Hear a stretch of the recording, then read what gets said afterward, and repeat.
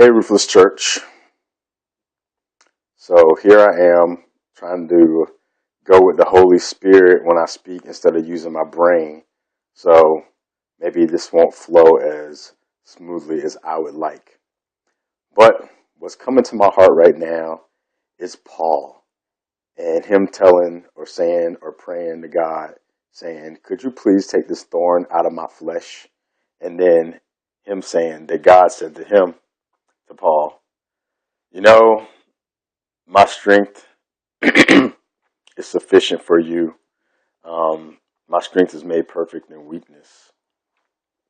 And I brought that up a lot in my blogs over the past couple years that I've been doing it. And here's why. It's because all of us humans have weaknesses. All of us humans have little things that come up. We all have problems. And guess what? All of us are going to probably leave this planet a little bit more scarred than we were when we got here. If you think about it, you think about anything in this world, you could buy a new car, brand new off the showroom floor, only half a mile on it. And if you use it, it's going to be worse off than when it came into the world. And guess what? This sounds whack, right? Same thing's going to happen to us. If we're limited and defined by the corporeal experience of life, we're going to come out of here worse off than when we came here. Because when we came here, we haven't scraped our knees yet. We didn't bite our tongue. We didn't burn our finger. We didn't get into arguments. We didn't do anything. But once we get here, we're subjected to all of that. And when we leave, we have gone through a bunch of crap. And guess what? We got to face that. Because most of us live in an illusion. And I've said it before, and now I'm going to say it this way. Most of us have a fairy tale fantasy idea of what life is supposed to be. And some of us end up living a life that's very similar to the fairy tale fantasy. But most of us don't. And the reality is that for those of us who don't, grace is going to have to be sufficient. Because we're going to encounter things in our life that we're not going to want to be that way. We're going to have disappointments. People are going to die. We're going to get flat tires. We're going to lose our jobs. We're going to gain weight and lose weight. We're going to go through all these things. But in those things, while our body might not get out of here as awesome as it was when it came in here, our souls can be better off. Our souls can be better off when we come to realize that the reality of who we are is not limited to the dimension of corporality. It's not limited to our body. But if we're attached to it and we're attached to the stories that we make up and the fantasies and the illusions and all those things, we're going to be very messed up people. Some of us have been through a lot of stuff. I myself have been through a whole bunch of garbage. And if I just took a little tab of whatever I've been through and I added it up, my life would suck. It's true. If I looked at my life and kind of like just pieced it together and I compared it to the Huxtables or one of those families from like back in the day on the black and white TV shows, I would be like, my life stinks. And guess what? Most of us, we do that. We compare our lives to TV lives and lives we told ourselves we deserved and made up. And when it doesn't happen, we get all sad about it. And we get mad and feel cheated. But guess what? With the grace, none of us are cheated. With grace, our dysfunction becomes our function. With grace, we get to say, oops, made a mistake, learn from it, let's move forward. Without it, we're just a pile of garbage. It stinks to say it, but it's true. We're a pile of mistakes and errors and confusions and misconceptions and prejudices and all the things about humanity that really make the experience kind of stinky sometimes.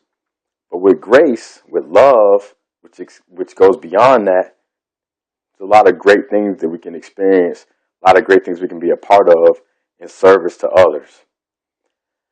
I have a lot of spiritual friends who, from time to time, when they're concentrating on the power of now, or what's it called, the power of intention, or what's it called, the law of attraction, and all the other things, while they're sitting there making cars and millions of dollars with their brains, they a lot of them don't want to experience the humanness of life. And they'll talk to me and they'll say, well, Pedro, yeah, it seems like you really get this stuff. And they'll say, so what's with you still uh, getting into the Bible and being Christian, which just seems like for some people a step backwards from enlightenment. And I say, you know why? Because life is gritty and grimy sometimes. And as long as I'm here in the earth, I got to try to figure out how to deal with that, you know, to be a part of what is actually happening and not living in a fantasy of what I wish could happen. And I'm not saying that awesomeness can't happen. I'm not saying miracles can't happen and miracles don't happen. I personally feel like everything's a miracle. Even when we're going through garbage, it's a miracle we're even here to go through the garbage in the first place. But I look cooler with my hat on, so let me put it back on. Look at that. Yeah. No, but for real, what I want to express to y'all is that while we're here, man, we have to, or it would behoove us, I should say, to realize that life, arguing with life as it is a waste of life. Why not be here, be with the pain, be with the garbage, and with the beauty, and just appreciate it all? You know, I did that post on nothingness, and some people thought that was pretty cool, I guess. But I could just as easily say chaos. I could just as easily say suffering or any of those other things, because until we can embrace that that's a part of life, which I got to say, my friends, the Buddhists, they pretty much say it's all dukkha, it's all suffering. But it's more than that, but it's part of that. And so when I look at the Bible and life and the lessons of grace, I look at it and I say, well, you know, when I'm experiencing this, how could I look at it? Because you know what? The suffering's there. Some people don't like reading the Bible because it talks about like pain and war and all this other stuff in the mix of talking about love and triumph and all that. But that's because in life, all of it's here. You know, it's all here. So I love the Bible because it's got Job in it and it's got Jesus in it. You know, it's got Noah and it's got some other whack dudes like Cain. But that's life. It's all here. And when we engage with this experience, it's good to have a little bit of instruction on how to deal with it. So for all you guys who are trying to live happy 24/7, good luck with that. And for those of us who are just being here and trying to figure out the best way to get out of here with our grace intact, you know,